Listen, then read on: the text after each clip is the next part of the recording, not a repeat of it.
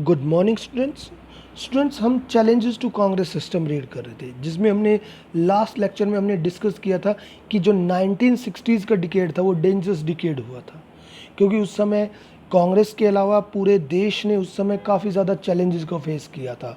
जैसे कि उसमें हमने पढ़ा था कि एक तो हमारे जो पॉलिटिकल लीडर्स थे उनकी डेथ हो गई थी, फेमस उस समय के जो मेन पॉपुलर लीडर्स थे जिसमें कि जवाहरलाल नेहरू थे। इसके अलावा इंडिया ने उस समय 2 वॉर फेस किए थे, पॉवर्टी, इन्फ्लेशन, ये काफ़ी ज़्यादा चैलेंजेस थी जो इंडिया ने उस समय चैलेंज किए थे, और इसीलिए इस डिकेड को डेंजरस डिकेड कहा गया था। ठीक है, तो ये हमने डिस्कस किया था। आज हम आगे डिस्कस करते हैं कि नेहरू के बाद जो हमारे नेक्स्ट सक्सेसर, यानी कि नेहरू का सक्सेसर, नेहरू के बाद नेक्स्ट पीएम कौन बने, और अगर वो जो भी नए पीएम बने थे तो क्या उन्होंने जो नेहरू की आइडियोलॉजी थी, जो नेहरू की उस समय पॉपुलर थी, उसको कंटिन्यू रखा। ठीक है, अब देखिए फ्रॉम नेहरू टू शास्त्री, कि नेहरू जी की डेथ के बाद जो लाल बहादुर शास्त्री थे वो देश के पीएम बने।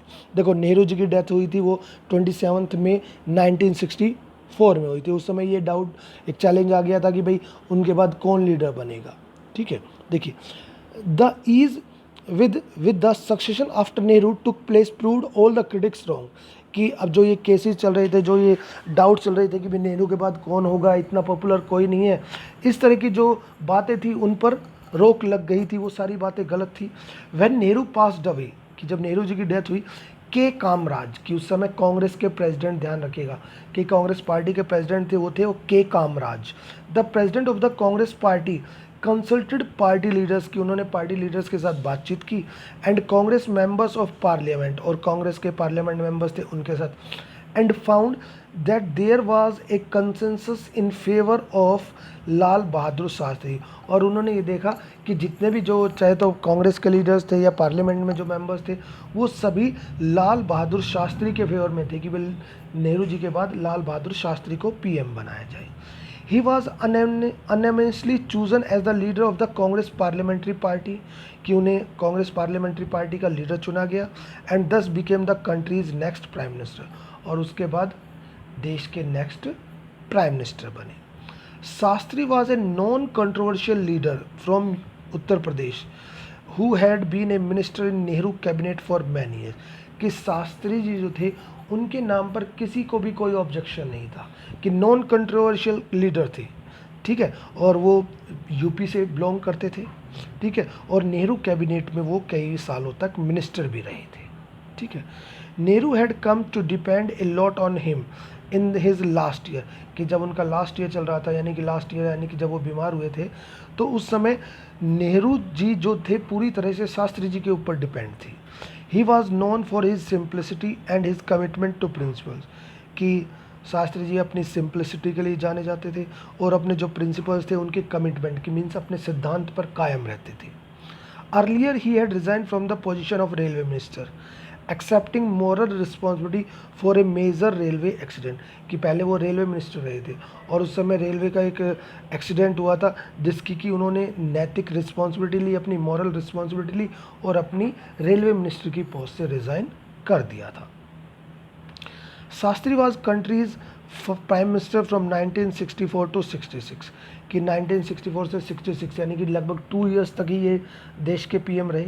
During Shastri brief prime ministership the country face 2 challenges, कि जिस समय शास्त्री जी देश के पीएम थे उस समय उन्होंने 2 चैलेंजेस फेस किए। While India was still recovering from the economic implication of war with China, एक तो 1962 में वॉर हुआ था चाइना के साथ, तो इंडिया की इकोनॉमिक कंडीशंस काफ़ी ज़्यादा वीक हो गई थी, तो इंडिया अपनी इकोनॉमिक जो वो थी इम्प्लीकेशंस थी उनसे रिकवर करने की कोशिश कर रहा था। एक चीज़, उसी समय मॉनसून फेल हो गई हमारी, ड्राउट पड़ गया और फूड क्राइसिस काफ़ी ज़्यादा हो गया था, कि इकोनॉमिक तो वीक थे ही थे, इसके अलावा जो हमारी फूड क्राइसिस था वो काफ़ी ज़्यादा, जो हमारी क्रॉप फेलियर हो गई थी उस समय। As discussed in the previous chapter, the country also faced a war with Pakistan in 1965, और इसी के साथ साथ 1965 में हमने पिछले चैप्टर में पढ़ा था कि पाकिस्तान के साथ वॉर हो गया, जिससे इंडिया को और ज़्यादा प्रॉब्लम्स फेस करनी पड़ी। शास्त्री फेमस स्लोगन जय जवान जय किसान symbolize the country's resolve to face both the challenge, और उस समय शास्त्री जी ने मेन स्लोगन दिया था जय जवान जय किसान, यानी कि बॉर्डर्स पर तो उन्होंने आर्मी को मोटिवेट करने के लिए जनरली वो किया था क्योंकि पाकिस्तान के साथ वॉर था, और जय किसान जो थे क्योंकि क्रॉप फेलियर हो गए तो उन्होंने जो हमारे फार्मर्स थे उनको मोटिवेट किया। तो उस समय उन्होंने ये स्लोगन दिया जो कि उस समय काफ़ी फेमस हुआ था। Shastri's prime ministership came to an abrupt end on 10 January 1960, और जो ये इनकी प्राइम मिनिस्टरशिप थी ये 10 जनवरी 1966 को ख़त्म हो गई। When he suddenly expired in Tashkent, जब वो ताशकंद में उनकी डेथ हो गई थी, क्योंकि 1965 का जो पाकिस्तान के साथ वॉर हुआ था उसके बाद ताशकंद एग्रीमेंट हुआ था, और ताशकंद एग्रीमेंट जो हुआ था वो यूएस में के हुआ था, ठीक है ना। यूएस में, यूएसएसआर में एक जगह थी ताशकंद वहाँ पर, और वहीं पर उनकी डेथ हो गई थी। देखो currently the capital of Uzbekistan की, उज्बेकिस्तान जो उसका पार्ट था यूएसएसआर का, वहाँ की कैपिटल है, वहाँ पर ताशकंद में उनकी डेथ हो गई थी। He was there to discuss and sign an agreement with Mohammad Ayub Khan, कि वो अयूब खान जो थे उस समय पाकिस्तान के, उनके साथ वहाँ पर वो एग्रीमेंट साइन कर रहे थे, ताशकंद एग्रीमेंट, और उसके जस्ट बाद ही उनकी डेथ हो गई। The then president of Pakistan to end the war, कि पाकिस्तान का प्रेसिडेंट जो था अयूब खान, उससे डिस्कस हो रही थी, एग्रीमेंट हो रहा था ताशकंद की, भाई वो सरेंडर कर रहा है पाकिस्तान, अपनी सेनाओं को वापस ले रहा है, और उस एग्रीमेंट के साइन करने के बाद उनकी डेथ हो गई थी। तो इस तरह से शास्त्री जी की भी डेथ हो गई, कि नेहरू के बाद ये सोच रहे थे कि कौन होगा, तब उनको चुना गया शास्त्री को। अब शास्त्री जी आए, थोड़ा सा वो हुआ, हालांकि उस समय प्रॉब्लम्स थी उनके दौरान भी, क्योंकि वॉर हो गया था, इकोनॉमिक काफ़ी ज़्यादा वीक हो रही थी, क्रॉप फेलियर हो गया था। तब उसके बाद कुछ समय के बाद उनकी भी डेथ हो गई। फिर दोबारा से वही क्वेश्चन राइज हुआ कि भाई who will be the next, कि अब इनके बाद कौन होगा। फ्रॉम शास्त्री टू इंदिरा गांधी, अब शास्त्री जी के बाद इंदिरा गांधी देश की पीएम बनी थी। The Congress face the challenges of political succession for the second time in 2 year, के 2 सालों में दूसरी बार उन्होंने ये चैलेंज फेस किया। This time there was an intense competition between Morarji Desai and Indira Gandhi, और उस समय इंदिरा गांधी और मोरारजी देसाई के बीच में काफ़ी टफ कॉम्पिटिशन था, कि एक तरफ से तो मोरारजी देसाई थे और दूसरी तरफ से Indira Gandhi. Morarji Desai had earlier served as chief minister of Bombay state, कि मोरारजी देसाई जो थे वो पहले बॉम्बे के चीफ मिनिस्टर रह चुके थे, जो जिनसे कि आजकल जो महाराष्ट्र और गुजरात का पार्ट है, वो गुजरात बने थे। And also as a minister at the centre, और सेंटर पर भी वो मिनिस्टर रह चुके थे। यानी कि अगर हम बात करें कि जो मोरारजी देसाई थे वो एक एक्सपीरियंस्ड लीडर थे। Indira Gandhi the daughter of Jawaharlal Nehru had been Congress president in the past, जबकि इंदिरा गांधी जो थी और जवाहरलाल नेहरू की बेटी वो कांग्रेस की प्रेसिडेंट रह चुकी थी पहले। And had also been union minister for information, और इंफॉर्मेशन मिनिस्टर रह चुकी थी इन द शास्त्री कैबिनेट की, शास्त्री जी जब प्राइम मिनिस्टर थे। This time the senior leaders in the party decided to back Indira Gandhi, और इस समय पार्टी के सीनियर लीडर्स ने ये डिसाइड किया कि भाई इंदिरा गांधी को पीएम बनाया जाए। But the decision was not unanimous, लेकिन ये डिसीजन सभी को वो नहीं था, सभी इस डिसीजन पर एग्री नहीं थे। अब फिर इनके बीच में कॉन्टेस्ट हुआ। The contest was resolve through a secret ballot, की कांग्रेस के एमपीज़ ने वोट किया सीक्रेट में कि भाई आप उसको प्राइम मिनिस्टर के रूप में इंदिरा गांधी को चाहते हैं या मोरारजी देसाई को। Indira Gandhi defeated Morarji Desai by scoring the support of more than 2/3 parties of the MPs, कि 2/3 से ज़्यादा एमपीज़ ने इंदिरा गांधी को वोट दिया, यानी कि इंदिरा गांधी को उन्होंने अपना लीडर चुना, और तब इंदिरा गांधी देश की पीएम बनी। A peaceful transition of power despite intense competition for leadership was seen as a sign of maturity of Indian democracy, कि इतना बड़ा एक कॉम्पिटिशन था जिसको कि बहुत ही सिंपल तरीके से सॉल्व कर लिया गया। तो इससे ये दिख रहा था कि इंडियन डेमोक्रेसी जो है वो अब काफ़ी मैच्योर हो चुकी है, तो इस तरह से उनको चुना गया। ठीक है, अब यहाँ पर एक इमेज भी दिखा रखी है, अभी इसके बारे में डिस्कस करते हैं, पहले उससे पहले ये देख लीजिएगा।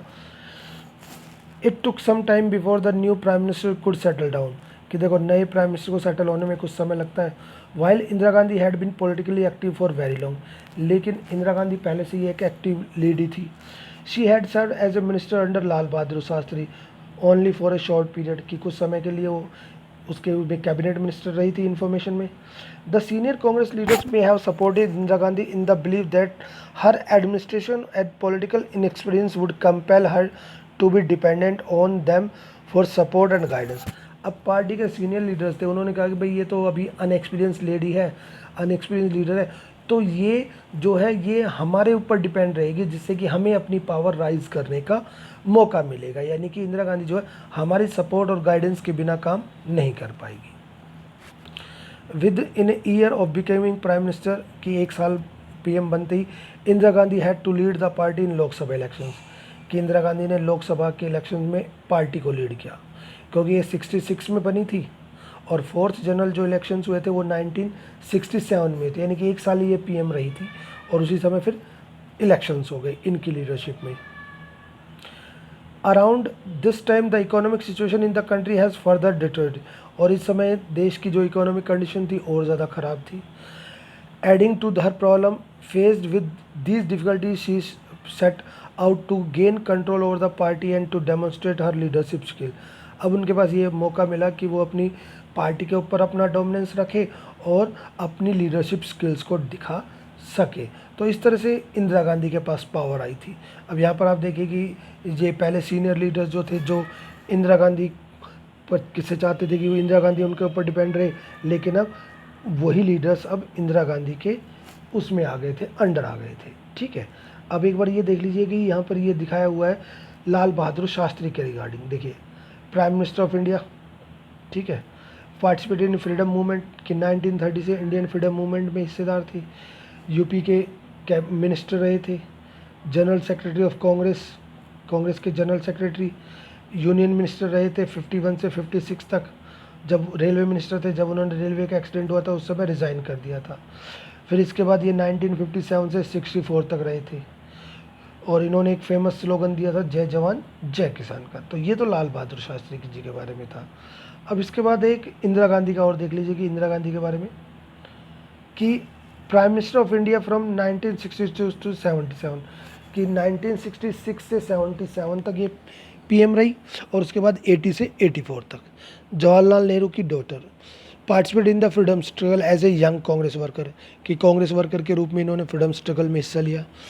1958 में कांग्रेस की प्रेसिडेंट रही थी, ध्यान रखिएगा ये बात। शास्त्री कैबिनेट में मिनिस्टर थी ये इन्फॉर्मेशन, जो 64 से 66 तक रही। लेड द कांग्रेस पार्टी, 67 में इनकी लीडरशिप में पार्टी ने चुनाव लड़ा था, जीत मिली थी। इसके बाद 71 में इनके अंडर ही इलेक्शंस हुए थे, उसमें इनको मेजर जीत मिली थी और 80 में भी इनके अंडर ही। और इन्होंने एक फेमस स्लोगन दिया था 1971 के इलेक्शंस में, जो कि उस समय का इलेक्शंस का मेन स्लोगन बना था, गरीबी हटाओ, रिमूव पॉवर्टी। ठीक है, 1971 में वॉर हुआ बांग्लादेश को लेकर, जिसमें कि इंडिया की विक्ट्री हुई थी। इसके अलावा इन्होंने कुछ पॉलिसीज़ चलाई थी, ये पॉलिसीज़ ध्यान रखिएगा। उनकी पॉलिसीज़ में एक तो एबोलिशन ऑफ प्रीवी पर्स को ख़त्म किया गया, बैंकों का नेशनलाइजेशन किया गया, न्यूक्लियर टेस्ट इन्हीं के उसमें किया गया था जब ये लीडर थी 74 में, और इसके अलावा एनवायरनमेंट प्रोटेक्शन के रिगार्डिंग इन्होंने स्टेप्स लिए। और लास्टली 31 अक्टूबर 1984 को इनको मार दिया गया था इनके ही गार्ड्स के द्वारा। तो ये एक इंदिरा गांधी के बारे में ब्रीफ था। ठीक है, तो इतना ही हम डिस्कस करते हैं। Okay students, thank you.